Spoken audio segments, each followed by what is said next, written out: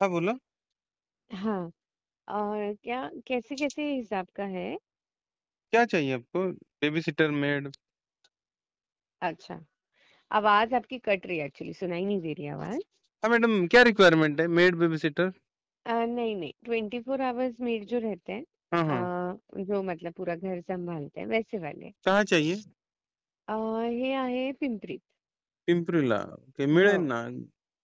हे बरं. घर किती कुठून असतात ह्या बायका? मराठीच असतात आपल्या आणि अच्छा आणि कुठून येतात? महाराष्ट्रातून येतात जास्त करून. सोलापूर, कोल्हापूर, कोकण किंवा औरंगाबाद वगैरे त्या साइडचे असतात. बरं, मग स्वयंपाक जमतो का त्यांना?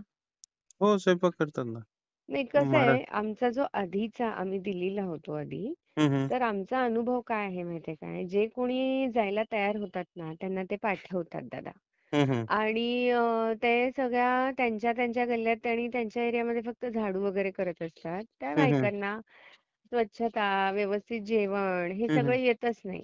हं, हं. मग तो म्हणजे एक खूप वाईट अनुभव म्हणजे बऱ्याच वेळा झालेला आहे, की कोण जायला तयार आहे त्याला पाठवतात आणि त्याला काम येतंय असं नाहीये. तर हं, हं. अगदी एक सुगरण बाई, स्वच्छता, जिला घर सांभाळता येते, मायाळू असेल. मला माहिती आहे खूप जास्त अपेक्षा आहेत ह्या. हं, हं. पण म्हणजे ते अशी चोरी-बिरी न करणारी. सगळ्यात महत्त्वाचं म्हणजे इथे स्लममधून कुठून तरी आली आहेत तशा ड्वेलिंगमधून, तर हं, हं. त्यांच्याकडनं जास्त अपेक्षा नसतात. हं, हं. तसं मला सांगायचंय. तर तुमचं ऑफिस कुठे आहे? काळीवाडी, पिंपरीत. बरं. आणि काय-काय रेट्स आणि कसं असतं? ₹22,000 पर मंथ सॅलरी आहे. महिन्यात बरं, 2 सुट्ट्या असतात.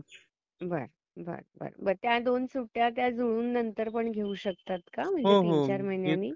घेतात तसं सुद्धा करतात. अच्छा, अच्छा. तुम्ही दादा कुठचे राहणारे?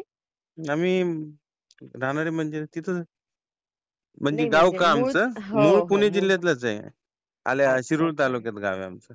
बरं, बरं. मग अशी कोण आता नजरेत अजून आहे का? भेटेल मॅडम आम्ही प्रोफाईल वगैरे पाठवतो. तुम्ही सांगा किती मेंबर आहेत? नाही बघा, घर मी, किती माझे मोठं आहे? हसबंड हं, आम्ही दोघं आहोत. ठीक आहे. हं, हं. आणि बाळ माझं फक्त 5 वर्षाचं आहे. हं, हं. शाळेला जातो तो हं, आणि हं. दुपारी येतो. त्यामुळे त्याला काय सगळं काय सांगायचं, सांभाळायसारखं काही नाही. तो आला, जेवला, अंघोळ घातली त्याला, की तो झोपतो मस्त. काय हं, तसं हं. नाही. आणि 5 वर्षापासून आमच्याकडे बाई आहेच. हं, आता हं. आणि आधी होती ती आमच्याकडे नॉर्थ बेंगॉलची होती. हं, हं. पण तिकडच्या लोकांना आपल्यासारखा स्वयंपाकच जमत नाही. त्यामुळे तो सगळ्यात मोठा प्रॉब्लेम नेहमीच राहिलेला आहे.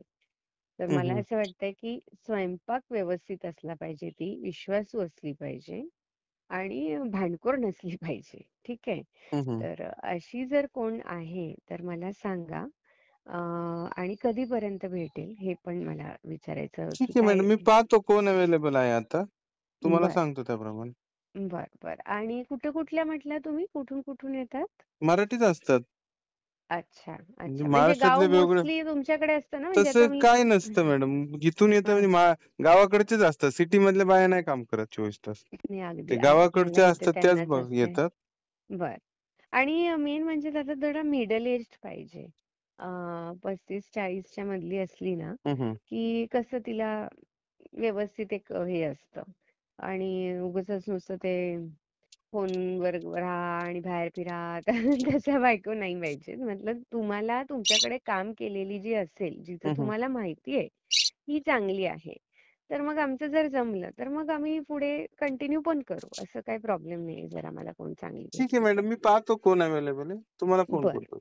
बरं. हं. कधीपर्यंत अपेक्षा करू फोन एक यायची? 2-3 तासात कॉल करतो.